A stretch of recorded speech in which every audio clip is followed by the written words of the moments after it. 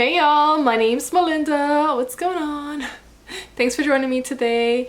I recreated a look on Instagram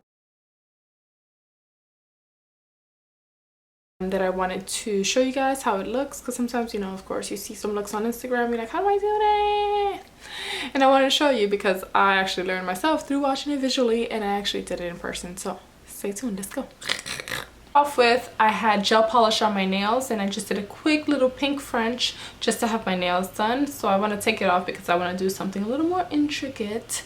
So I'm cutting up some cotton pads, and I just apply some acetone onto them, and I apply my clips on top of them and let them soak. You want to make sure that when you do this, if you're taking off gel polish, that you are removing the top coat, meaning whatever's shiny, you want to buff that off. Take it off with a nail filer and then soak. If you do not do that, then the nail is never going to come off, FYI. With this handy tool, once I start soaking, this tool here I bought at Kupa.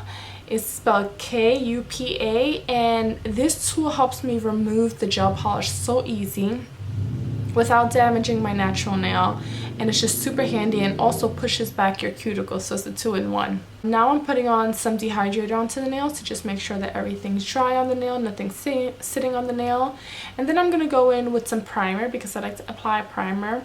I don't always use primer, but if you want that extra adhesion, or if you have nails that are, or hands that are sweaty or greasy, or you just always have wet hands, you want to make sure that you apply some primer just to have that extra, you know.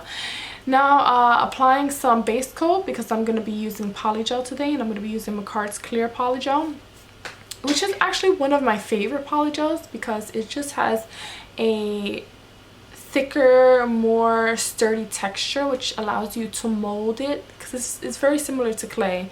Of course, super duper sticky, so you have to make sure you constantly clean your brush, but for the most part it is super sturdy. And I've used other polygels that are more like runny, sticky, and start moving everywhere. I don't like that, so I definitely recommend the polygel by Makartt. It's a little bit more expensive, about $5 more depending on where you are, but in the US it's about $5 more than other polygels, but it's definitely worth it. All right, enough with plugging in Makartt. They ain't giving me no money. I'm going to be using this drill bit here. This is a 5-in-1. I believe this is by Pana, P-A-N-A. And I bought this on Amazon as well. And I'm just carving out around the cuticle area, making sure it's laid in and sealed. And then I'm just filing off and using my nail clipper to just remove whatever cuticle that's left over. Buffing it out with my little mini buffers that are disposable, which I use for every client and throw away. Then I'm going to apply my base coat again because I'm going to be applying color. So you want to make sure that you apply base coat. Now here I'm just using the same colors that I saw online. I'm simply recreating the look exactly how it is. And I always use a handy dandy brush because it just helps me and allows me to clean up any mistakes or any puddling or leaking that goes onto my sidewalls.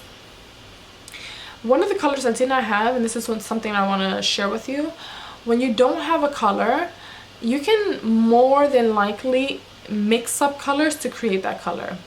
I do that all the time. You don't need to have every color in the rainbow. You just need to sometimes play with colors. Sometimes you have to do a little beforehand and see what goes with what to mix and make that color. And it's also good to look on the color wheel or just Google what colors make up red, and then you put those colors and you keep playing with the portions and you mix, and then you get the color. And that's what I did here. I also use my nail art brushes, and with this look, this is actually a perfect beginner friendly nail art look, because as I'm actually looking at the video right now, this is just simply doing the line, which you can play around. If you can't get it in full, you can do one little bit and then cure. Finish the other side of that circle and cure, and finish the tip of that circle and cure. That way, if you're not able to do the whole half a circle at once, it's perfectly fine. Do it in steps. Just make sure you cure.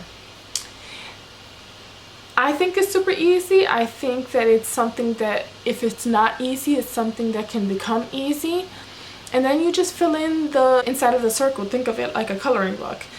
And yeah, I thought this look is pretty amazing. I'm applying some nail art gel onto the brush. This is by Makartt, of course, again.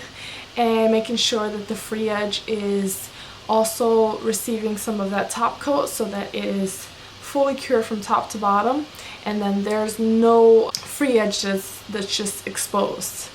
And then here is the look, y'all. I think it's beautiful. I think it's such a summer look. It's such a fresh look. It's such a simple look, but it yells out trendy. It yells out young, fresh, you know, artsy, innovative, very art deco. But yes, this is the nail look. I hope you guys enjoyed it. Be easy, and for some of us it might be easier than others, but don't worry about it. It's all about learning, because I actually just like looked online. It's like, oh, this is super cute, and I recreated it. You guys stay blessed, stay full of love, and I will see you on the next video, okay? Toodles. Bye now.